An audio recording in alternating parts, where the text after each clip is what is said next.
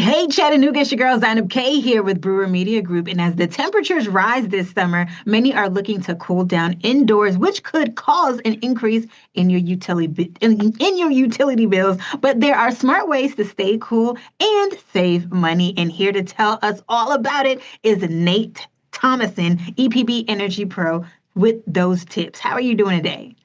Good. How are you? I am doing well, all right. So let's just jump right into it. Um, Summer has started about 2 weeks ago. Some people are just receiving their bills, including, that start, and they might be a little frustrated. I understand. So, right now, while the temperature has been harsher outside, things like people's air conditioning systems are kind of being overworked or at least worked to their fullest capacity right now. And they may, if that unit is not running correctly or maybe running at its fullest efficiency, people may experience some discomfort right now in their homes or maybe even a higher power bill. What temperature is comfortable for families as well as comfortable for our utility bills? So, what we like to tell people is try to set your thermostat as high as you possibly can in the summertime. But of course, like you just said, still be comfortable. So like if you normally keep it at 72, try bumping it up to like 73 or 74. If you're comfortable there, go up another degree. We just try to tell people adjust it in 1 to 2 degree increments. In addition to that, what is some of the easiest ways and most effective things that people can do right now to lower their energy bills during the summer? Right. So we do tell people try to have your HVAC unit serviced. And just a few little things around the house you can do yourself to try to help conserve energy and be comfortable right now. Is keep the filters changed on your air system. Also, like close blinds or shades on the sunny side of the house. Ceiling fans help actually circulate airflow. It's 4th of July coming up, so we tell people, you can cook outside if you want to on like a grill, or, if you're going to cook inside, use a microwave or air fryer to kind of keep the oven off to keep that heat out of the house. Oh, speaking of cooking, would you say just begin to cook later on in the evening? So, as far as me, I go, I'll cook either past 8 o'clock or tend to do my laundry just to beat that high bill. Is that something that's effective, or is that just like a myth that we tend to use? So, I mean, honestly, you could wash your clothes any time of the day or cook any time of the day, but I mean, if you think about it, everybody's using the most power, at the peak of the day, at the hottest part of the day. So, I mean, we, having the grid and all that, we definitely are appreciative of people doing those things, later on in the day, but you do not have to. Okay. And then another question. Should you adjust the thermostat or better yet, turn it off when you leave in the morning or just when you wake up in the morning and then turn it back on or put it back at the comfort level when you return in the evening? So we don't recommend turning it off, because actually, whenever you turn that system off during the day, and say you get home from work and you like it at 72 degrees in the house, you're trying to cool that house from being 90 degrees inside all the way down to 72, and any energy that you save throughout the day is actually going to be lost because you're trying to cool that house down. So, I mean, if you want to leave for work and you turn it up 1 or 2 degrees, or if you got a smart thermostat to help run that temperature up a little bit and then kind of pull it back down to where you like it when you get home, because that's going to help you save. Okay, now also, does setting a thermostat to an extra cold temperature, such as maybe 67, does that help you get the temperature that you want faster? Or is that just impacting the bill? Well, so really neither one, because that thermostat, that air system is going to blow just as cold, whether you turn it down 1 or 2 degrees or you turn it down 6 or 7 degrees. Okay. It's not necessarily going to make your house cool down faster. You're actually putting a bigger strain on the unit by running it down that many degrees, and that's kind of why we recommend the 1 to 2 degree increment. Let it get satisfied. And then if it you still have to adjustment, then do so. What would you say that sweet spot temperature is? It's hard to say. I mean, really, it's different for everybody. I see a lot of people, set their thermostats anywhere from like 72 to 74. To say that's a sweet spot, it's really hard to say because everybody's different. I like it cool in the Mm-hmm. summertime.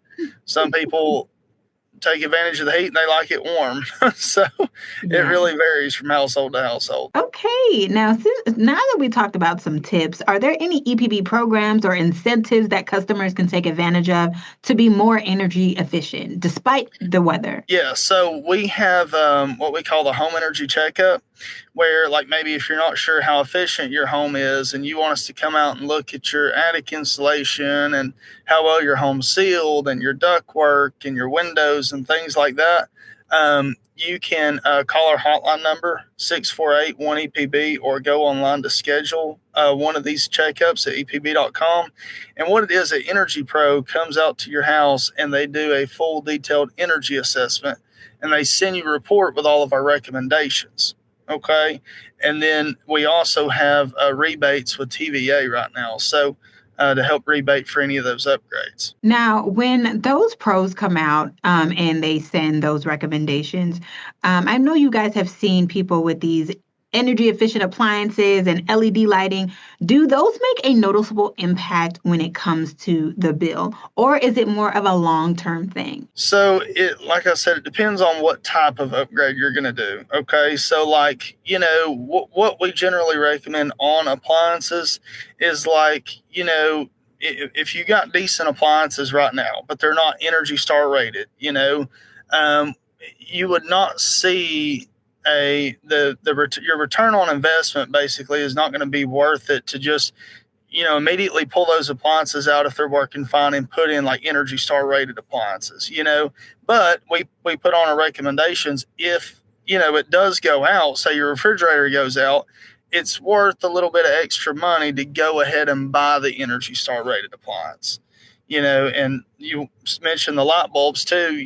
LEDs put off less heat right now, or actually all year round. They put off less heat and they use less energy. So it's kind of a win-win going to the LEDs. It's very interesting. I did not know that, so I'm definitely going to go stock up on some LED bulbs.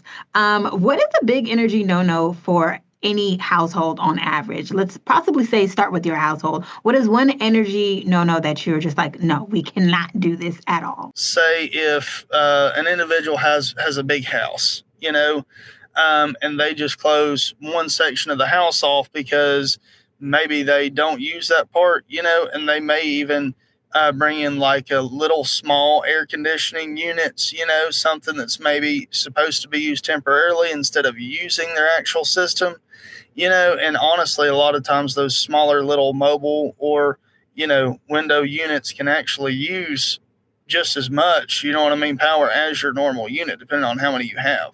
And that's all you have, make sure you keep them serviced and cleaned, but that's a common misconception I see. Now, in addition to the tips that you've already given us, what is another small energy saving habit that you've personally adopted that's made a difference in your household? Keeping the doors closed. Okay. So I know that sounds crazy small, but like, you go in, you're carrying something in, or like, we don't think about it. Even the garage door, keep all exterior doors closed as much as possible right now. Because, I mean, if you think about it, you're trying to cool your house to 70, 72 degrees, and you open this big, gap or opening in your house. And, the longer you leave it open, all your comfort level is gone. So, keeping all the exterior doors closed as much as possible, even the garage door. Thank you, thank you, thank you. I cannot reiterate that the most. I literally had went home this afternoon, and my mom had the door wide open. She's like, I just want to air it out. I cooked, and I just wanted to get the scent out. And I'm like, lady, and the air is blowing. Mind you, it feels good when I walk through the door, but now it's heating up, and it's like, I don't care if it smells like food. It's hot. Right. Exactly. Yep. Oh my goodness. Well, thank you so much, Nate. All right, for helping us stay cool, save money, and get smarter about our energy use this summer. Whether you're unplugging devices or rethinking how you use your AC, a little effort goes a long way, Chattanooga, okay? And EPB is always here to help you every step of the way. So again, thank you, Nate. Hopefully this helps us and helps our bills, all right? All right, it's your girl, Zainab K here with Brewer Media Group. Have a wonderful day.